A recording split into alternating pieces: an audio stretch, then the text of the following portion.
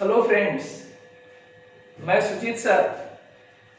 आशा आप सभी अच्छे होंगे। बच्चों, आज हम क्लास 10th की बुक सिविक्स के चैप्टर 6 पॉलिटिकल पार्टीज को लेकर के उपस्थित हैं। आज हम राजनीतिक दल के विषय में पढ़ेंगे। सिविक्स के चैप्टर राजनीतिक दल का ये पहला वीडियो है। फ्रेंड्स, किसी भी डेमोक्रेटिक कंट्री के लिए राजनीतिक पार्टी का होना अनिवार्य है। एक ऐसा इंस्टीट्यूशन जो चुनाव लड़ती है, सरकार बनाती है और देश के कल्याण के लिए, नागरिकों के कल्याण के लिए लॉ बनाती है और देश को रन करती है। आज इन सब विषयों पर हम चर्चा करेंगे। पहले हम मीनिंग समझेंगे पॉलिटिकल पार्टीज का, फिर फंक्शन समझेंगे और नेक्स्ट वीडियो में हम देखेंगे कौन कौन से पॉलिटिकल पार्टीज हैं, किसी भी डेमोक्रेसी के लिए चैलेंजेस क्या है पॉलिटिकल पार्टीज के। Friends, why do we need a political parties? जैसा मैंने अभी बताया कि most visible institution in a democracy, लोकतंत्र की सबसे मजबूत विजिबल इंस्टीट्यूशन है पॉलिटिकल पार्टीज, राजनीतिक दल। जनता अपनी बात को राजनीतिक दल के माध्यम से रखती है और फिर जनता की बातों को राजनीतिक दल प्रस्तुत करते हैं, चुनाव लड़ते हैं, फिर सरकार बनाते हैं। एक बात और बच्चों, अगर ये राजनीतिक दल ना हो तो सरकार नहीं बन पाएगी। डेमोक्रेसी में संभव नहीं है कोई निर्दलीय उम्मीदवार हो सकता है, कोई स्वतंत्र उम्मीदवार हो सकता है। वो एक क्षेत्र विशेष का, एक पर्टिकुलर स्थान का चुनाव लड़ करके वहां की जनता के हित के विषय में सोच सकता है। पूरी सरकार देश के लिए नहीं बना सकता है। इसलिए देश को अच्छे से सुव्यवस्थित रूप से लॉ एंड ऑर्डर मेंटेन करते हुए, देश की मशीनरी का एक सार्थक उपयोग करते हुए सोशल वेलफेयर के कॉन्सेप्ट को बनाना, देश के विकास के लिए वर्क करना, ये तभी संभव है जब पॉलिटिकल पार्टी उस देश में हो। अब आते हैं पॉलिटिकल पार्टीज का मीनिंग समझते हैं। A political party is a group of people who come together to contest election and hold power in the government.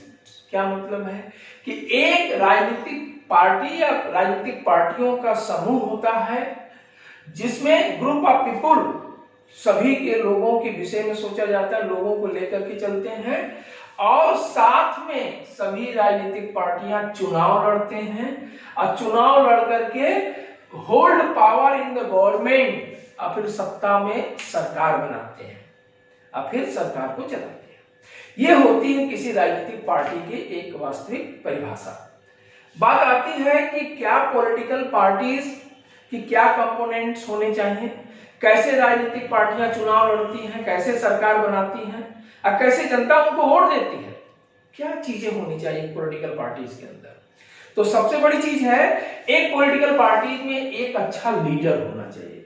There are 3 components of the political parties: leaders, active members, the followers. एक leader हो, leader के साथ काम करने वाले active member हो और उनके देश में फॉलोअर्स होने चाहिए।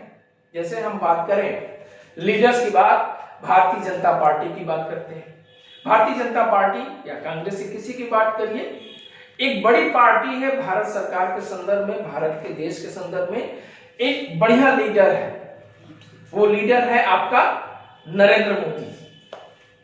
अब इसके बाद उनकी एक्टिव मेंबर्स हैं।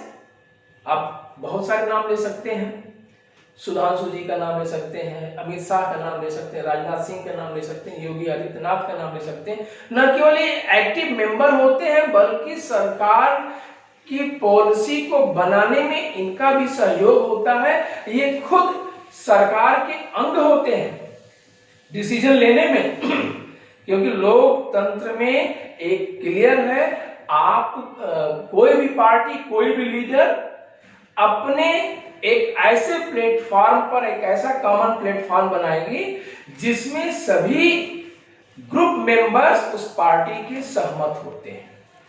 अगर वो सहमत नहीं होंगे तो पार्टी रन नहीं कर सकती अच्छे से।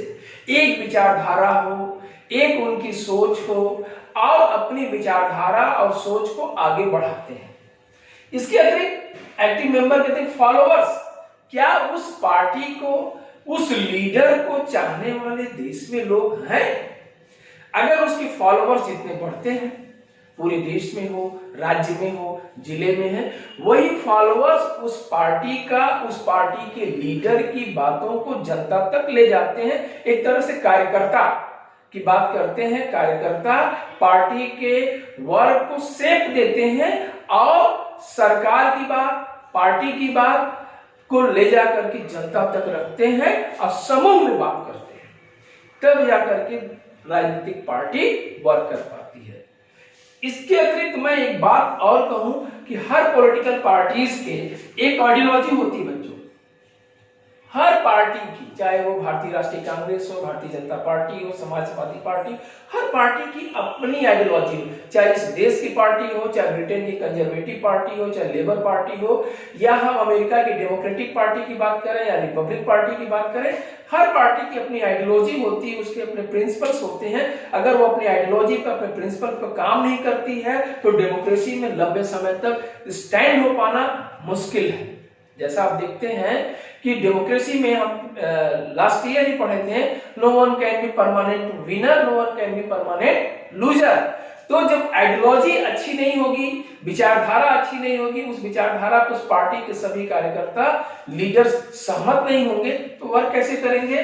और परसुएट पीपुल्स, जो अपनी बातों को जनता के बीच में परसुएट करते हैं, अलग अलग ढंग से, बात एक ही लेकिन अलग अलग ढंग से मोटिवेट करते हैं। Reflect fundamental political division in a society, her party के फंडामेंटल डिवीजन होते हैं, रिफ्लेक्ट करते हैं political division in a society. समाज में एक ही पार्टी को सब लोग चाहेंगे ऐसा नहीं बच्चों। जैसे आप एक चीज समझ लो कि अगर हम एक क्लास में पढ़ लिख रहे हैं तो क्या अगर 40 बच्चों का, 50 बच्चों का सेक्शन है, क्या सबकी एक विचारधारा है? उसी प्रकार कोई व्यक्ति किसी पार्टी को चाहता है तो कोई व्यक्ति किसी पार्टी को चाहता है। तो डेमोक्रेसी में क्या होती, मेजॉरिटी जिसको चाहती है वो विनर होता है, वो सरकार बनाता है, सत्ता में वर्क करता है।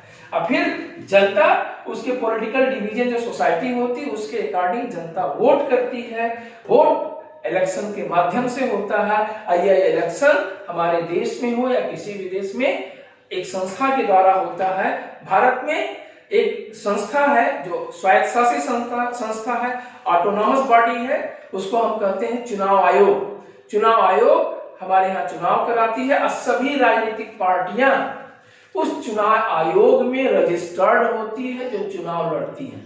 आज की डेट में 750 से अधिक भारत में राजनीतिक पार्टियां हैं बच्चों, क्योंकि किसी देश में मान लीजिए शासन व्यवस्था भी 3 रूप में होती है। सिंगल पार्टी सिस्टम, एक दलीय शासन व्यवस्था जिसमें एक ही दल सर्वे सर्वा होता है, जैसे हम चाइना का एग्जांपल ले सकते हैं।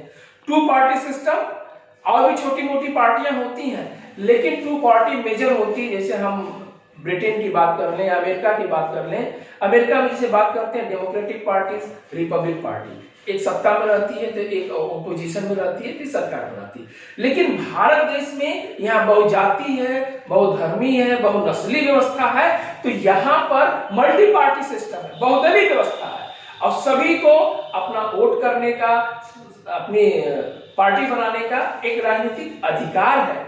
इसी संदर्भ में अब हम बात करते हैं हर पॉलिटिकल पार्टीज का या function of the political parties.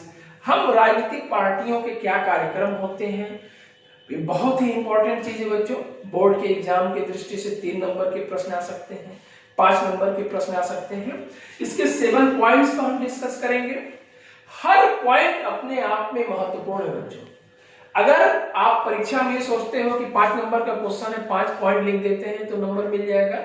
अगर आपके पॉइंट स्ट्रांग है तो नंबर मिलेगा, या 7 पॉइंट लिखते हैं तो नंबर कटने के कोई चांस नहीं होते हैं।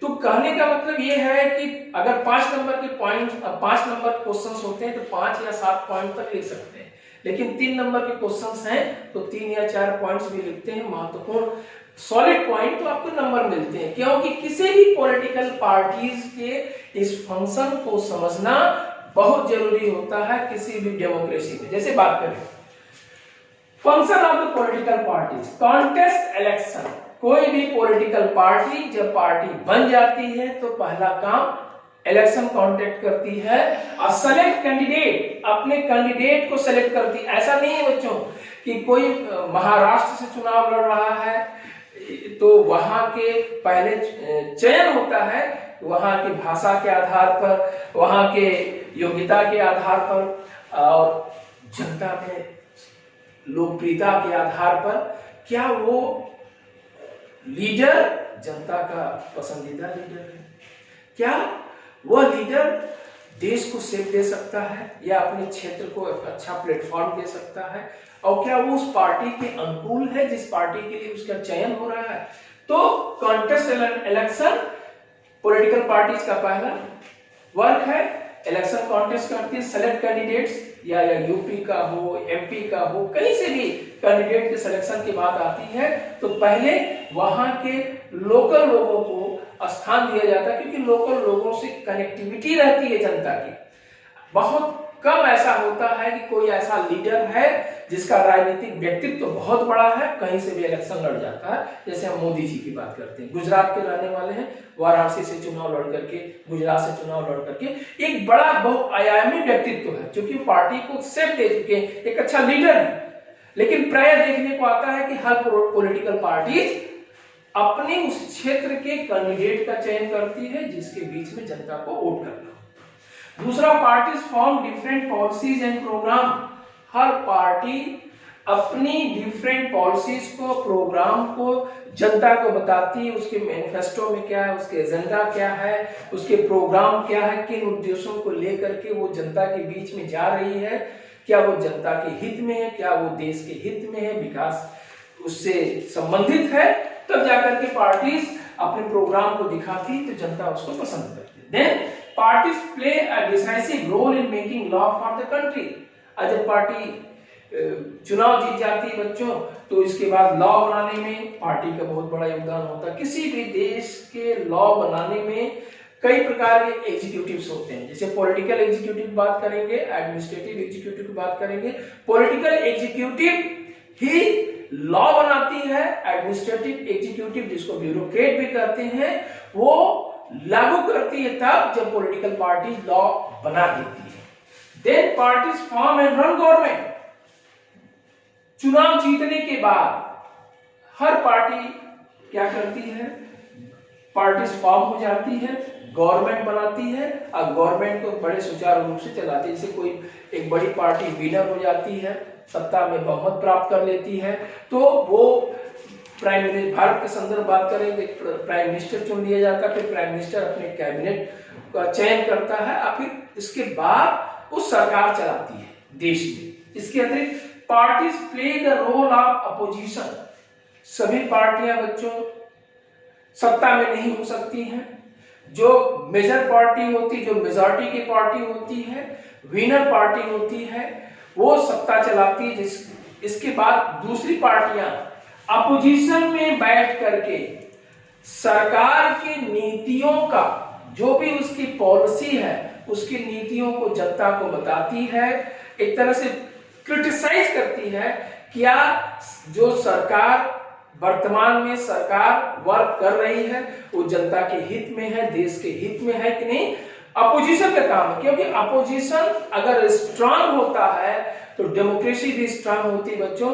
केवल गवर्नमेंट को स्ट्रांग नहीं होना चाहिए किसी भी डेमोक्रेसी के लिए, अपोजिशन का भी स्ट्रांग होना बहुत आवश्यक है, क्योंकि लोकतंत्र में सत्ता में कार्य करने वाला पॉलिटिकल पार्टीज डिक्टेटर न बन सके, इसके लिए अपोजिशन का स्ट्रांग होना अति आवश्यक है।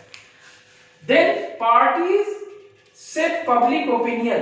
अब बहुत महत्वपूर्ण पॉइंट है बच्चों, parties set public opinion. Public opinion क्या, जनता क्या चाहती है।